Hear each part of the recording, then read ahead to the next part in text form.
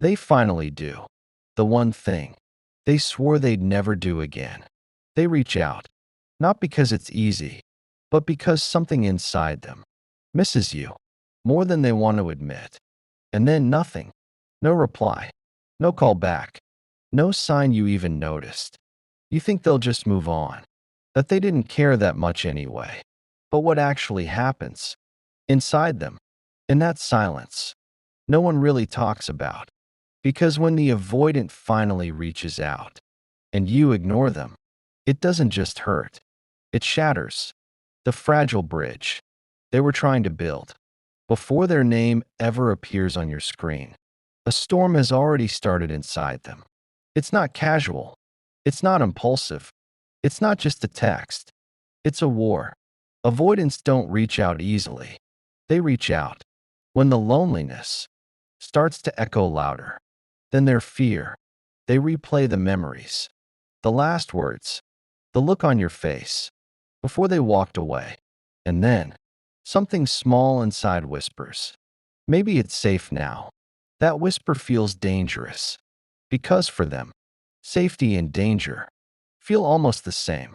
To reach out is to be exposed. To care again is to risk the wound reopening.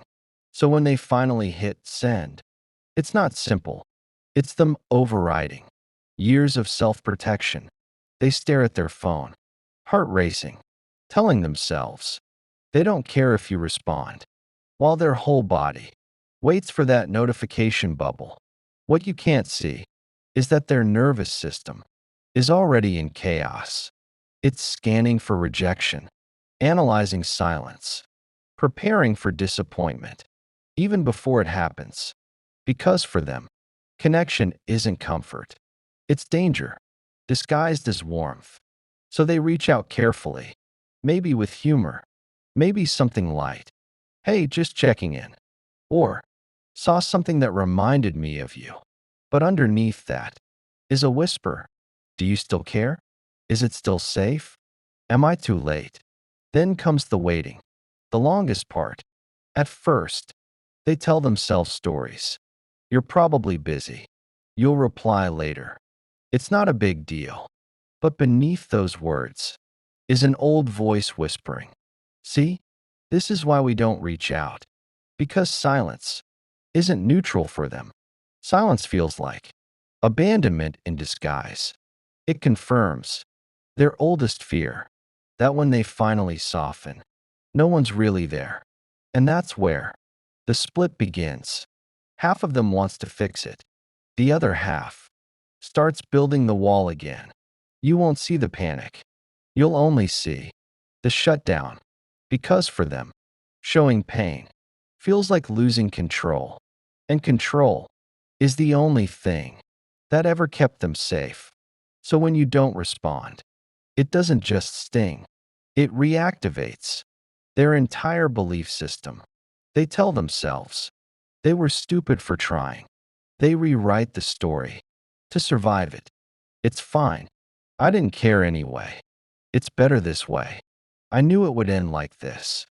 By the time you notice them retreating again, they're already gone. Not because they don't feel, but because they feel too much. They wait.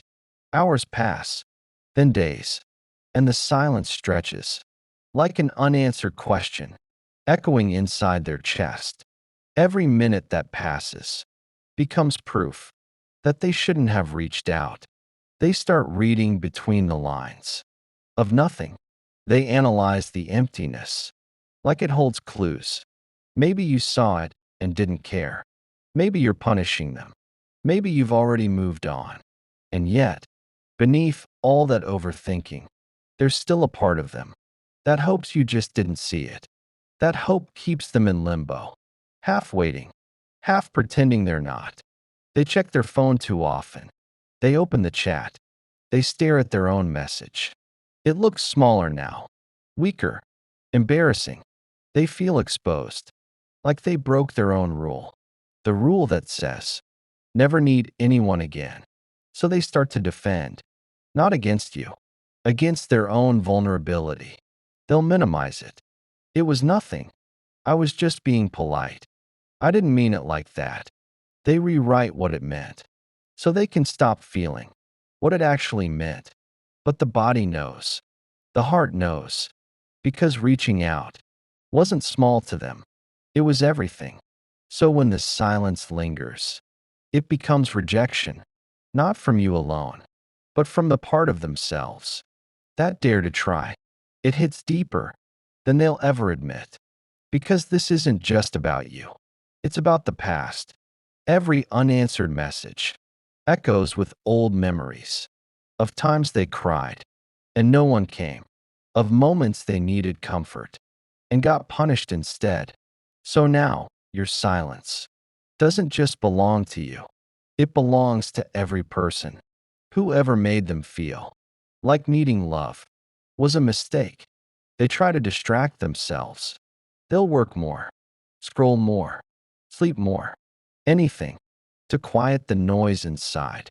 But it doesn't go away. It only hardens. Soon, they start to numb out because numbness feels safer than pain. They convince themselves they don't care anymore.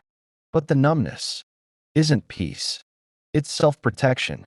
Deep down, they're angry, angry at themselves for caring, angry at you for proving their fears right, angry at the world for making connection feel like danger.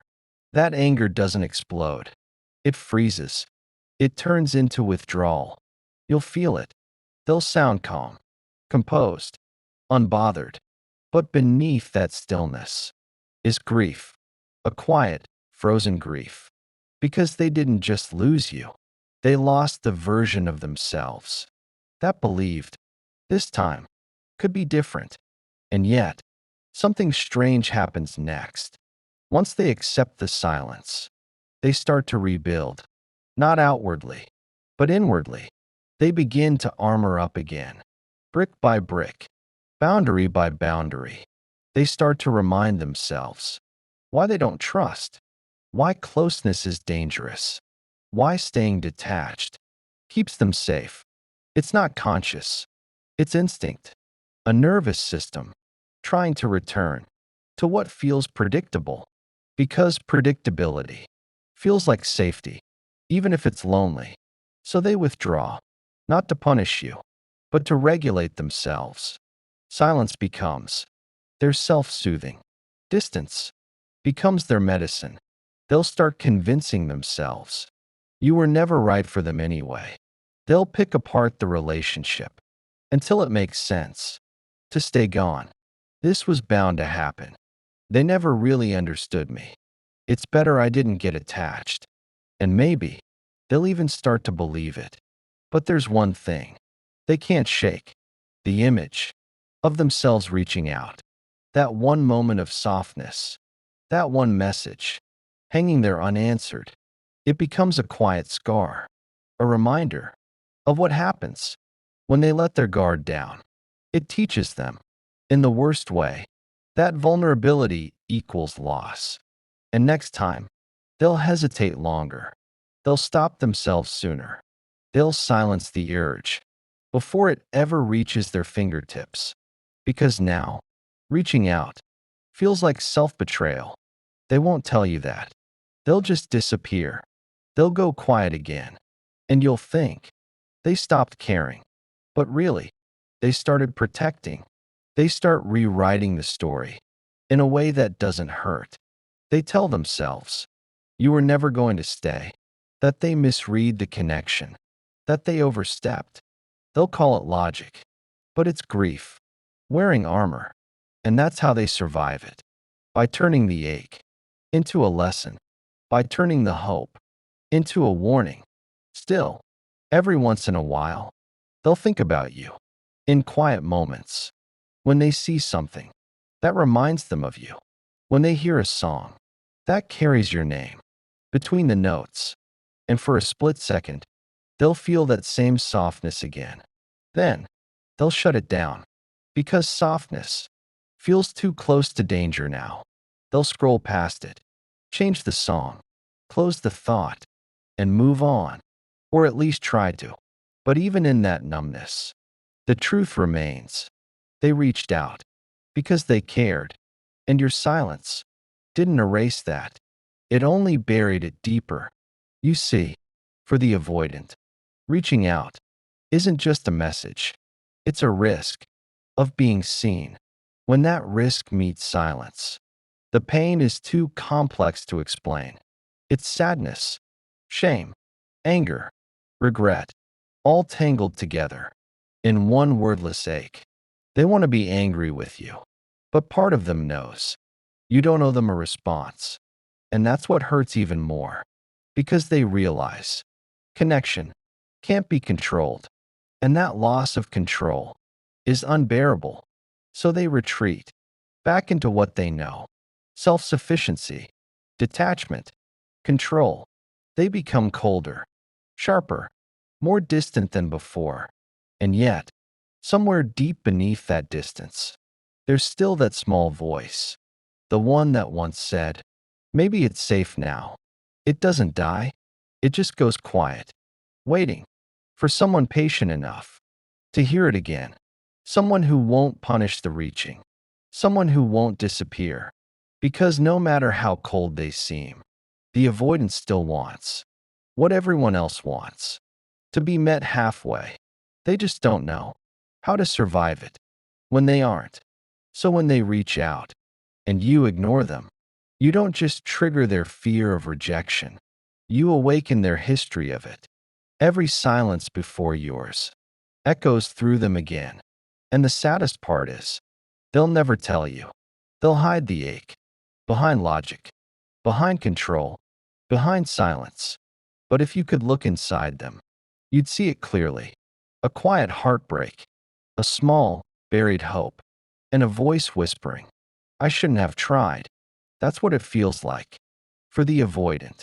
After they reach out and you don't respond, it's not just disappointment, it's confirmation. Confirmation that love still feels unsafe. And until that belief breaks, they'll keep running from the very closeness they crave the most. Not because they don't want love, but because love feels too much like the silence that once answered back. They start to make sense of it, not through feeling, but through logic, because logic feels safe. It gives them distance, it gives them control. They tell themselves stories that make it all less painful. You probably didn't see it. You're just busy. You've moved on, and that's okay. But every story is a layer of armor, a way to make silence sound reasonable, because if they let themselves admit that it hurt, they'd have to feel it. And feeling is still their biggest fear. So they reason it away. They intellectualize it. They turn emotion into analysis. They might even start saying things like, it's interesting how attachment works. It's funny how people change. It's fine. It taught me something. But behind every detached word is the echo of the question they'll never ask out loud. Why didn't you answer me? They won't say it. They won't show it. But they'll feel it every time they open their phone and see your name with no new messages underneath. That's when the self-protection deepens. It's not just a wall anymore. It's a philosophy. They start convincing themselves that independence is the only form of safety. They'll say they're better alone. They'll say they don't need anyone. They'll call it peace, but it's actually a calm built on avoidance. They'll pour that energy into work, into hobbies, into anything that doesn't ask them to feel. Because if they stay productive, they don't have to be present. And presence is where the ache lives. They'll start rewriting history too, not out of malice, but survival. They'll remember the times you hurt them more clearly than the times you held them. They'll magnify every reason it was wrong, every flaw in the connection. So it becomes easier to let go, easier to believe that you were never really meant to stay. They'll say they're fine. They'll even sound convincing. But inside, they're exhausted because detachment is heavy. It's armor that never comes off. And yet, they'll wear it proudly. They'll tell friends. They're doing better now. They'll post something. That sounds like closure. They'll laugh again. But it's a careful kind of laughter. It's the kind that keeps people from asking questions. Because if anyone asks too much, the truth starts to leak through. The truth that says, they didn't want to lose you. They just didn't know how to survive wanting you. So they tell themselves they don't care anymore, that they've moved on. But late at night, when the world is quiet, they'll replay the moment again. The message, the silence, the ache, and they'll feel that sting of being unseen. Even if they pretend it's gone, they might even reach out again. Not to you, but to someone new. Only this time, it's different. They'll keep it shallow, safe, predictable, because deep is where the danger lives. They'll learn to speak in half-truths, to give pieces of themselves that look like connection, but never risk exposure. They'll joke instead of open up, deflect instead of feel, disappear before they're rejected again. And slowly, they start confusing safety with distance. They think they're protecting themselves, but really, they're starving themselves of the very thing they need. Love without risk, connection without vulnerability, closeness without being seen. But those things don't exist. And deep down, they know it. Still, it's easier to hide behind logic. Easier to say, some people just aren't meant to stay. Easier to blame timing than to face the fear that maybe they're the ones who left first. Because that's the truth they avoid the most. That every time they're ignored, a part of them disappears before anyone else gets the chance to leave. They ghost themselves before they're ghosted. They detach first, so they don't have to feel the break. And when you finally notice their silence, it's already too late. They've already told themselves that you wouldn't have understood, that you didn't care enough to stay, that reaching out was a mistake. And once that story hardens, no apology, no late message, no explanation can fully undo it.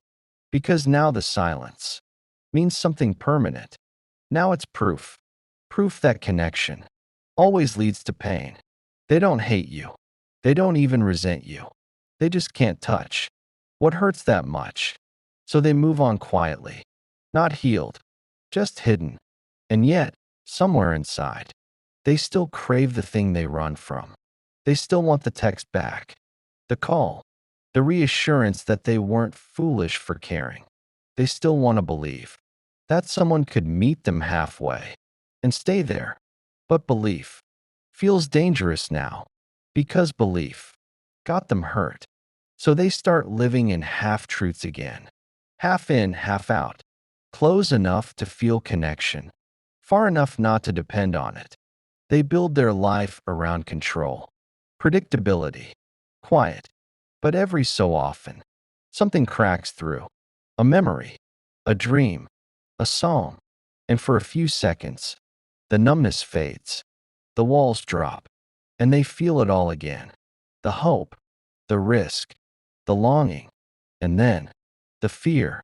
Because for the avoidant, even remembering softness feels dangerous. They'll shake it off, breathe it away, tell themselves they're fine. But the truth is, they're still healing from that silence. It's not just about a missed message. It's about what that moment symbolized. It said, this is why we don't reach out. And that lesson burns deeper than words. They carry it quietly, in the way they hesitate before texting, in the way they pull back when someone gets too close, in the way they smile and say they're okay when they're really terrified of being unseen again. That's the silent consequence of being ignored. It doesn't just end a conversation. It ends a part of their openness.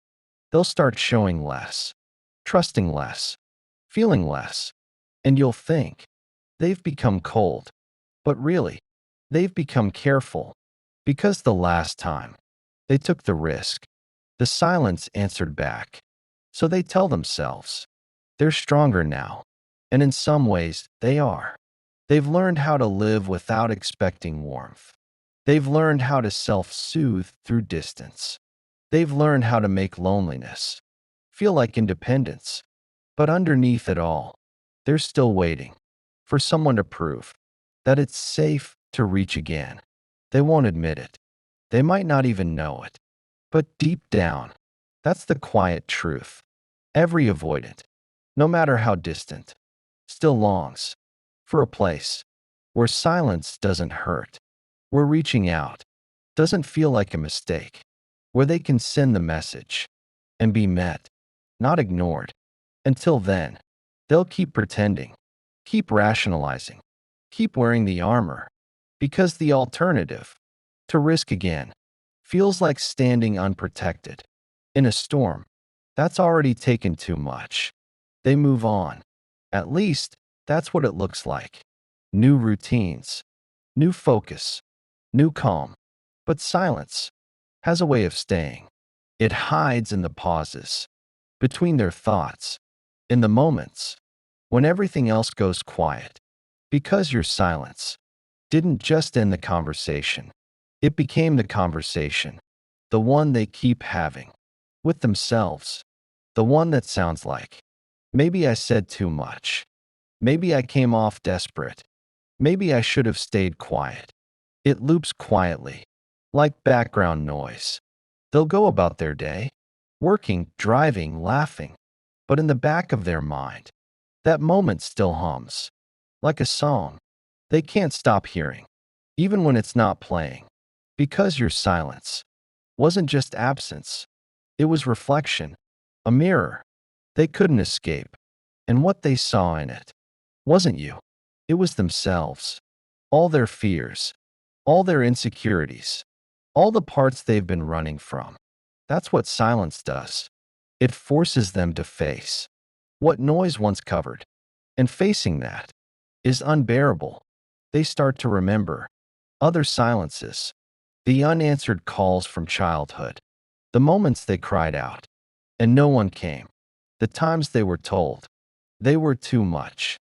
It all comes back, not in words, but in sensations, the tightening in the chest, the drop in the stomach, the chill that runs through them when they realize they care more than they want to. So they do what they've always done. They detach. They start creating distance, not just from you, but from anything that reminds them of you. The songs, the places, the small things that used to mean comfort. They strip them away until everything feels neutral again. Because neutrality is survival. If they can stop feeling, they can stop hurting. But pain doesn't vanish. It just buries itself deeper. It becomes part of their wiring, part of how they move through the world. They start to anticipate silence. Before it even happens, they pull back first, speak less, expect less, because they've learned that the moment they reach, they'll be met with nothing, and nothing hurts more than almost being held. So they adjust. They build a life that doesn't depend on being seen. They master self-sufficiency so perfectly that people start calling them strong. But strength was never the goal. It was just the side effect of having no one to lean on. Your silence became another chapter in that story, a story that says, love leaves, people fade, don't ask for more. And yet, there are moments that break through that story, moments they don't expect. A song lyric, a scent, a random thought of you, and suddenly, it's all there again. The hope, the fear, the memory of trying. It's a brief crack in the armor, a reminder of what it felt like to reach out and not be met. They shake it off. They don't want to go back there. But the heart isn't logical. It keeps remembering. It keeps replaying. It keeps searching for what made it hurt and what made it feel alive. Because even though the pain came from connection. So did the warmth. That's the paradox. They live with. They crave the thing. That terrifies them. They avoid the thing. They long for. They say they're fine. But fine just means they stopped expecting more. It's not peace. It's surrender. And your silence becomes the proof they needed to never expect again. But here's the truth. They'll never say out loud. They didn't want to be ignored. They wanted to be seen. They wanted someone to see past their walls and meet them anyway. They wanted the silence broken. They wanted the story rewritten. Because every avoidant has a small, hidden part that wants to be proven wrong, that wants to learn, that love doesn't disappear when they reach out, that wants to believe, that closeness doesn't always end in pain. But your silence didn't give them that lesson. It gave them the opposite. So they carry that weight forward into new connections, into future loves. They'll pull back sooner this time. They'll assume distance before it's even there. They'll test people without realizing it, withdraw just to see who follows. And when no one does, they'll call it proof again. Proof that this is just who they are. Proof that no one ever stays. And that battle isn't about pride. It's about fear. The fear of being seen again and not met. The fear of caring again and being ignored. The fear that no matter how much they heal, love will always end in silence.